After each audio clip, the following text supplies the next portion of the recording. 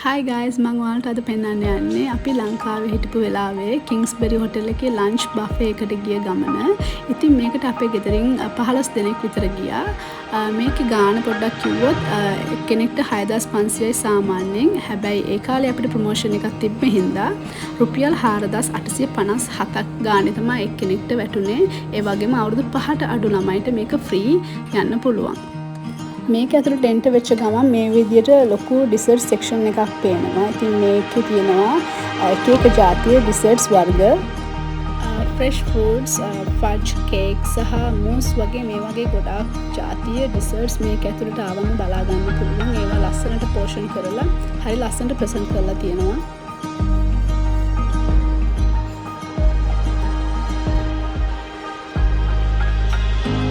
මේ හරියනම් තිබුණේ ලංකාවේ රස කැවිලි ජාති, වටලප්පන් ඒ වගේ ජාති කෑම. Well, what do you want? It's chocolate. Do you like chocolate? Yeah. Favorite ones. What's it?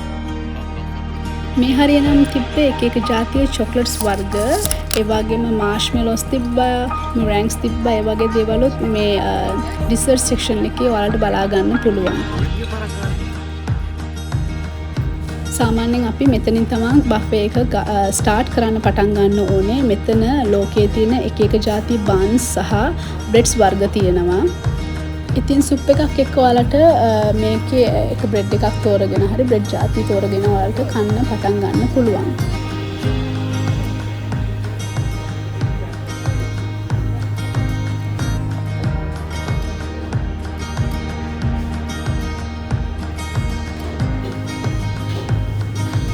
මේ හරියෙන් පටන් ගන්න පිකල්ස්, ඒ කියන්නේ අච්චාරු වගේ ජාති මේ හරිය තියෙනවා. ඉතින් එහාට ගියාට පස්සේ කෝල්ඩ් සැලඩ්ස් ජාති තියෙනවා එක එක ඒවා. ඒ වගේම ඔයාලට කැමති විදිහට සැලඩ්ස් මෙතනින් හදා ගන්නත් පුළුවන්.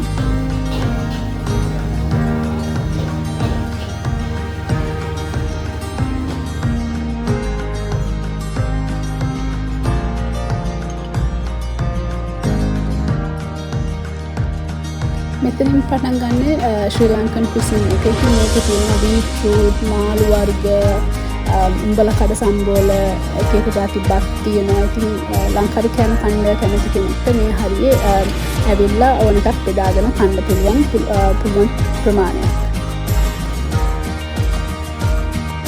මේ පැත්තට ආව ගමන් තියෙන්නේ ඉතාලියන් කුසින් එක. ඉතින් මේ හරියට ආවම ඔයාලට බලා ගන්න පුළුවන් ලයිව් පීට්සා හදනවා මෙයාලා. වුඩ් ෆයර් එකක් තියෙනවා. ඉතින් වුඩ් ෆයර් oven එකකින් තමයි මේ පීට්සා එක හදන්නේ.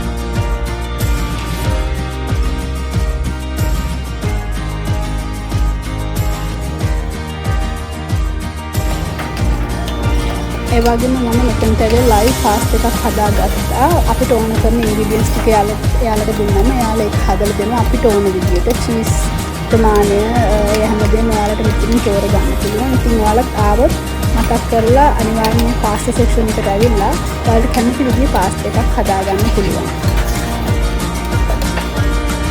ඉතින් මේක තමයි මම හදපු පාස්ටා එක. ඒක ඇත්තම ගොඩාක් රහට තිබ්බා.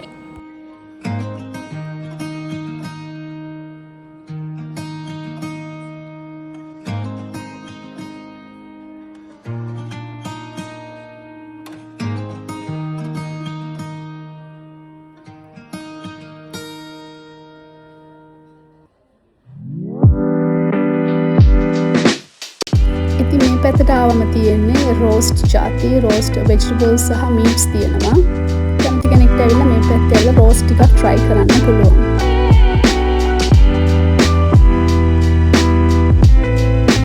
ඉතින් මෙන්න මේ හරියෙන් පටන් ගන්නවා චයිනීස් කෑම. ස්ටේ ෆ්‍රයිස් තියෙනවා, ස්ටේ ෆ්‍රයි නූඩල්, රයිස්, ඒ වගේ ග්‍රීන් තායි කරි එකක් තියෙනවා. ඒ වගේ මෙතන තියෙන දැල්ලෝ එකක්. ඒකත් සෑහෙන රහයි. අනිවාර්යෙන් ඔයාලා මෙතනට ආවොත් ඒ දැල්ලව නම් try කරන්න. ඉතින් මම මේ හරියටත් ඇවිල්ලා හදාගත්තා නූඩල් සුප් එකක්. ඒකත් සෑහෙන රහට තිබ්බා. ඔයාලට කැමති ප්‍රමාණයට ස්පයිසි ලෙවල් එක හදා ගන්නත් පුළුවන්. ඒක සෑන්ඩ් ෆ්‍රෙෂ් සහ රහට තිබෙන නූඩල් එකක්.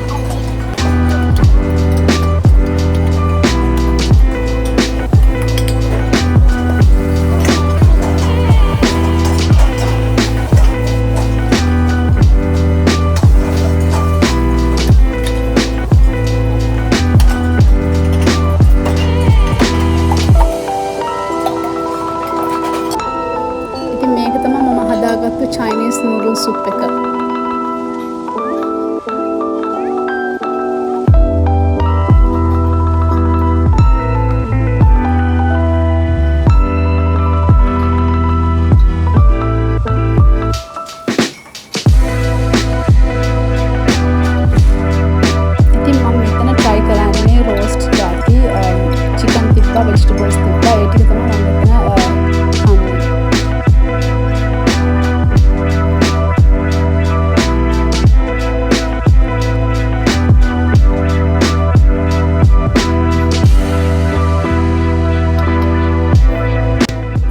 හරියට එද්දි තිබ්බේ ඉන්දියන් කෑම ජාති. ඉතින් මේකේ තිබ්බා බිරියානි එකක්. ඒක සෑන්ඩ් රහයි. ඒක චිකන් බිරියානි එකක් තිබ්බේ. ඒ වගේම එකේ ජාති කරි තිබ්බා.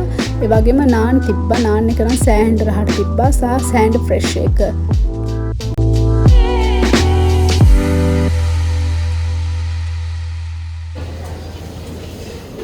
මේ හරියට තමයි තියෙන්නේ සූෂි වර්ග. එක ජාතියේ සූෂි තියෙනවා. ගොඩක් තිබ්බේ ෆිෂ් සූෂි.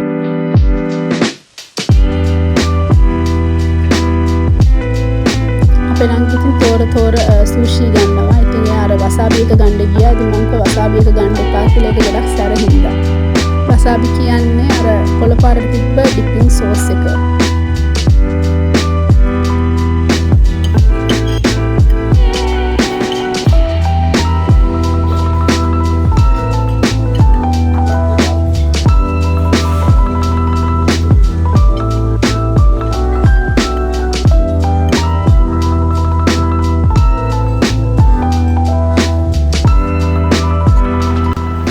මේ හරියට ආවනම් ඔයාලට බලා ගන්න පුළුවන් අපිට කැමති විදිය අයිස්ක්‍රීම් එකතු කරලා මෙතන හදලා දෙනවා. ඒ වගේම අපිට කැමති ටොපින්ස් ඒවා මේවා ඇඩ් කරගන්නත් මෙතන පුළුවන්.